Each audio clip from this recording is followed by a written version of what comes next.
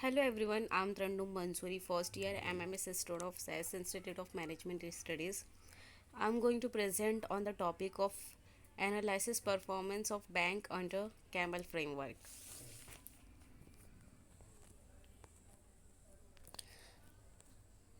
So now we have the introductions of Camel models. So let's see in detail.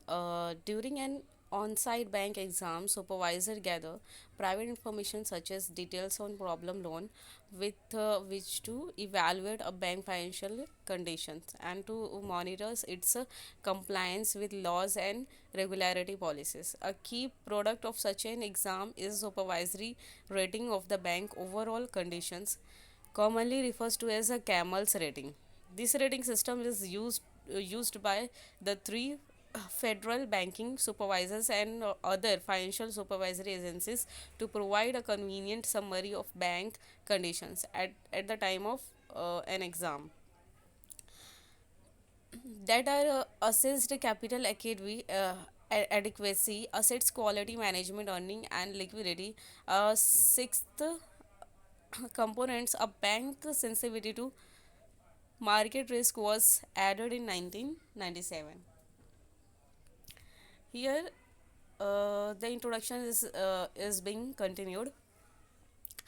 Hence, the acronym was changed to CAMELS GF and assigned for each components in additions to the overall of bank financial conditions. The rating are assigned on a scale from 1 to 5 banks with rating of 1 or 2 are considered to present few. If any supervisory concerns while banking with rating of 3, 4 or 5 present moderate to a extreme degree of supervisory concern. So there are the different types of risk is available. So first risk is S sensitivity to market risk.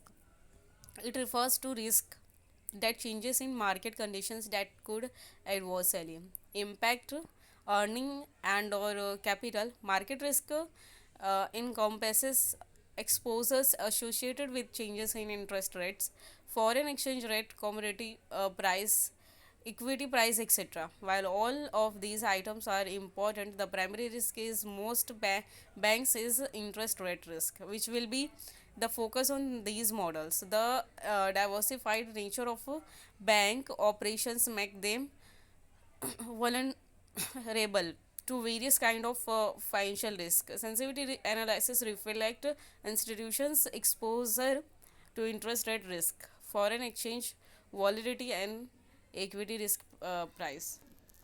Now we have the interest rate risk.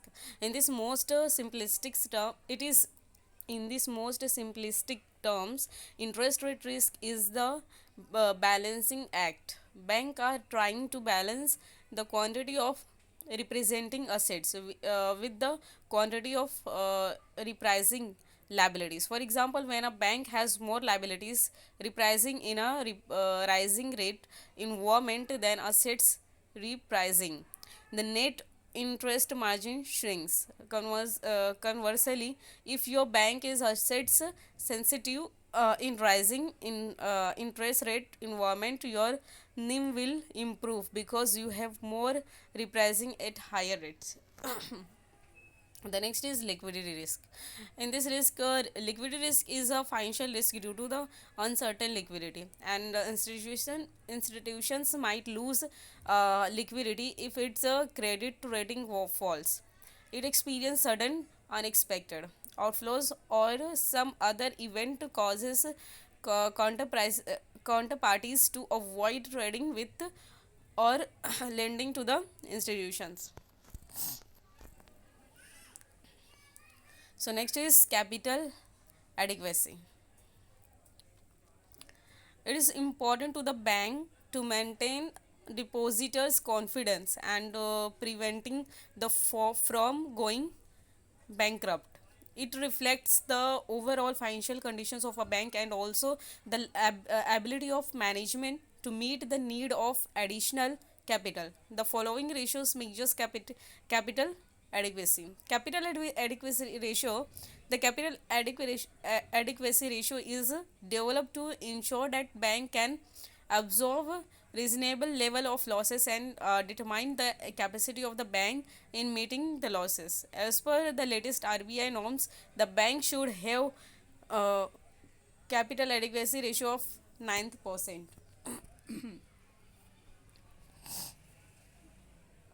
Debit equity ratio.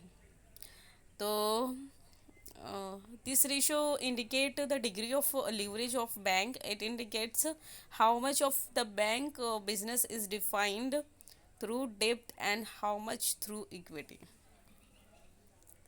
Advance to assets ratio. This ratio indicates a bank aggressiveness in lending which ultimately result in better profitability. Government securities to total investment. It is an important indicator showing the risk taking ability of the bank.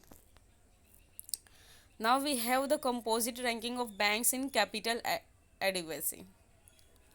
We have the table in which you can see the six columns are given and five rows are given. In first column you can see the capital adequacy ratio is given. Second column, advances to assets. Third column, debt equity ratio. Fourth column, government securities to total investment, and last one, group rank. We can see the in first column, in first row, the bank name is given. There are the different types of banks available. First Bank of Baroda, second South Indian Bank, and third Dhanlakshmi Bank, and last one CUB Bank. So on the basis of group average of four sub parameters of capital adequacy, CUB Bank is the top positions with group average of 1.5, followed by Bob is second positions, and South Indian Bank, Dhanlakshmi Bank stood at the last position due to its poor performance uh, in CAR advances to assets, and also due to the less investment in government securities. Now we have the assets quality. The quality of assets is important parameter uh, gauge the strength of bank. The parameter motto behind the measuring the assets quality is to ascertain the components of non-performing assets as a percentage of total assets ratio. Necessity to assets, the assets quality are uh, net NPS to total assets.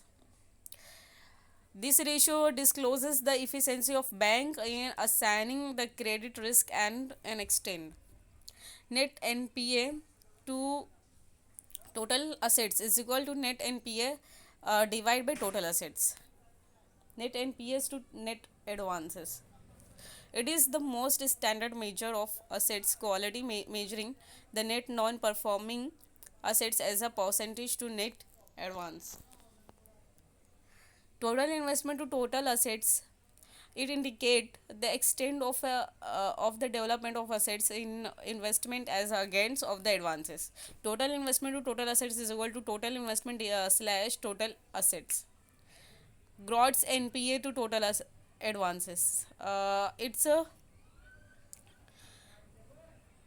formulas is given here. Gross NPA to total advances is equal to gross NPA divided by loan. Advance yield ratio. Advance yield ratio, yield on advances is another important ratio which help us measure the quality of advances.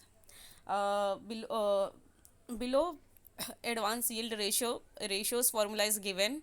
Yield ratio is equal to net interest income on advances divided by total advances.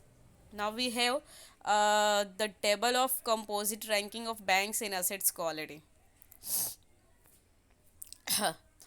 You can see here in first column net NPA to total advances. Second column net NPA to total assets. Third column gross NPA to total advances. Fourth column advanced yield ratio. Fifth, total investment to total assets, and last, group rank. Here some banks names are given. uh, Bob, South Indian Banks, then Lakshmi Bank and CUB.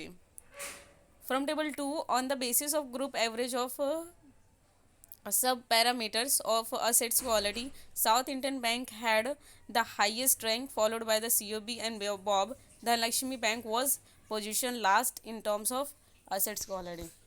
Now we have the management efficiency. Management efficiency is another important element of the camel model. The ratio in this segment involves a subjective analysis to measure the efficiency and effectiveness of the management are described. Total advance to total deposit. So total advance to total deposits formula is total advance to total deposit is equal to total advance divided by total deposit. Profit per employee. This ratio shows the surplus earned per employee. Here the formulas are given. Profit per employee is equal to profit after tax divided by number of employees. So business per employee.